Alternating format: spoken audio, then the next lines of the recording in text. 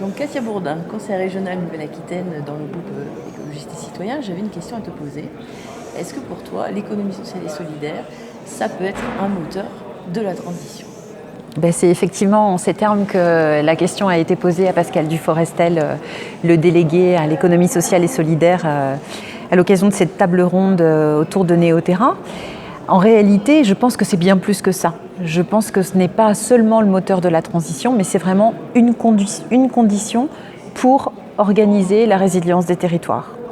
En réalité, il me semble que l'économie sociale et solidaire peut répondre à toutes les ambitions qu'a posé Néoterra, en particulier les urgences auxquelles on doit faire face, évidemment l'urgence du dérèglement climatique, mais aussi l'érosion de la biodiversité, mais encore la croissance de la pauvreté et de l'isolement, et puis, on en a peu parlé aujourd'hui, mais je pense que c'est aussi très très important, le recul du service public sur les territoires. Et effectivement, je pense que l'économie sociale et solidaire est en capacité d'apporter des solutions à toutes ces urgences qui ont été posées. Maintenant, moi, je voudrais te poser la question, Christine, en tant que déléguée à l'innovation sociale et sociétale. Pour toi, si tu devais résumer en fait quel a été l'engagement de la région sur ces questions, comment tu présenterais cet engagement? Et on sait que cet engagement, il est attendu concrètement, dans la mesure où l'État n'a fait que reculer sur ces questions depuis quelques années, depuis le début de notre mandat en gros, et que avec la suppression des emplois aidés notamment, on a considérablement fragilisé en fait ces entreprises de l'ESS et elles ont besoin du soutien de la région. Alors qu'a-t-on fait? Donc depuis le début du mandat, on a de la chance, on a une direction vraiment dédiée à ça, l'économie sociale et solidaire, l'innovation sociale, donc une vingtaine d'agents répartis sur tout le territoire de la Nouvelle-Aquitaine. Et donc on a des politiques d'intervention au niveau de l'économie sociale et solidaire, on va dire pour des aides à ce qu'on appelle les emplois adaptés, etc., le soutien pour les nouveaux modèles de SCOP, SKIC, etc. Donc là vraiment on a une enveloppe budgétaire qui permet de continuer à accompagner ces personnes sur les territoires, parce que tu l'as bien dit, on a quand même des désengagements de l'État.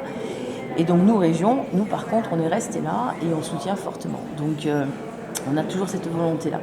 Ensuite, sur les territoires, il est important également, alors on a aussi un autre accompagnement qui se fait au niveau de l'innovation sociale, donc par le biais d'un appel à manifestation d'intérêt qui se déroule 2 fois par an.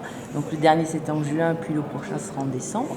Et depuis le début du mandat, c'est près de 100 projets qui ont été accompagnés sur l'ensemble du territoire. Et ensuite, on a une collectivité qui se forme, enfin une communauté qui se forme autour de ces lauréats. Et on les accompagne, on les fait se rencontrer, voilà, pour qu'ils se connaissent et pouvoir donner envie à d'autres territoires de se lancer.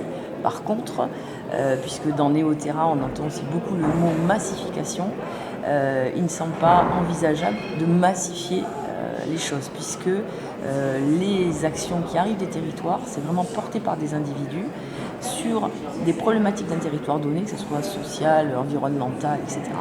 Et donc là, du coup, on ne peut pas dupliquer comme ça. Mais par contre, on doit pouvoir faire envie. Et c'est pour ça qu'on a un annuaire que tu as, voilà, où on met Celui-ci.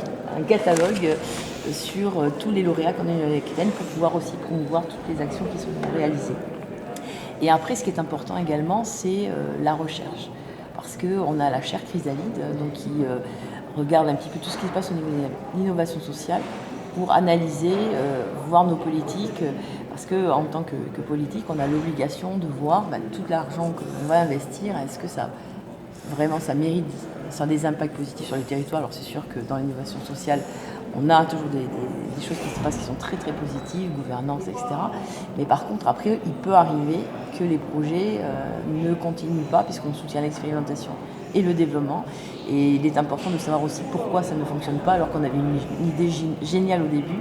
Et voir, voilà. Donc ça, on regarde ça aussi. Dans ce que tu as dit, là, il y a 2 choses qui me semblent importantes. C'est le maillage du territoire d'abord. L'ESS, c'est aussi cette garantie, puisque ça part des initiatives locales, ça nous garantit un maillage du territoire et ça nous garantit aussi qu'on va répondre aux besoins locaux. Et en ce sens, je trouve que c'est très, très important de dire aussi, c'est pas parce que les pouvoirs publics, avec Néoterra, décident qu'on va engager la transition qu'elle se fait. La transition, elle n'est pas décidée par les politiques, elle est vraiment le fruit d'une initiative locale. Et notre rôle, me semble-t-il, et le rôle des collectivités, c'est plutôt de les soutenir dans ce développement. Donc la question de l'emploi me semble aussi très très importante, puisqu'on sait que l'économie sociale et solidaire, ce sont aussi des emplois qui sont non délocalisables.